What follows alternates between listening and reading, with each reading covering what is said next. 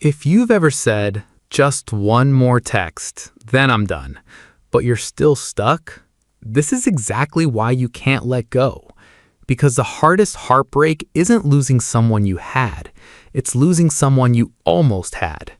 And no, you're not crazy for thinking it meant something. Those moments felt real.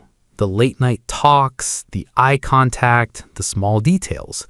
Your brain didn't imagine that. But here's the uncomfortable truth. Your brain doesn't measure love by consistency. It measures it by intensity. And intensity can lie to you. At the beginning, it never feels one-sided. It feels exciting, unpredictable, like something meaningful is building. You replay conversations, reread messages, overanalyze everything. And when they give you attention, even a little, it feels special. That's not love, that's dopamine. Because dopamine isn't released from getting attention, it's released from uncertainty. That's why inconsistency feels addictive. You're not attached to them, you're attached to the possibility of them. So you start doing more. You text first, you show up, you care deeply. But slowly you realize you're the only one doing it. And instead of stepping back, you lean in harder, thinking, maybe if I love more, it'll fix it. It won't, because you cannot fix emotional unavailability with effort.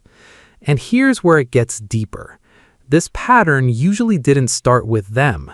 If you grew up feeling like love had to be earned, inconsistency feels familiar, not wrong. So you stay, not because you're weak, but because it meant something to you. You hold on to the few good moments and ignore the overall pattern. And then your mind protects the attachment. You tell yourself they're busy, not ready, just overwhelmed. But let's be honest, if someone wants to show up, they will. So how do you break this? Not by loving less, but by seeing clearly. Stop falling in love with potential. Potential doesn't hold you. Consistency does. Ask yourself, do they show up without me asking? Do I feel calm or constantly unsure? That's your answer. And here's the shift. Match their energy without losing your self-respect. If they're inconsistent, you don't overgive. If they're distant, you don't chase. It's not a game, it's boundaries.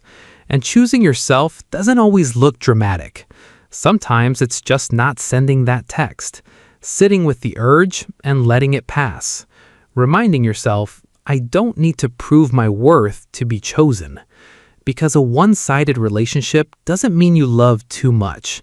It means you gave your love to someone who couldn't meet you there. And walking away isn't losing love. It's finally giving it a place where it can grow.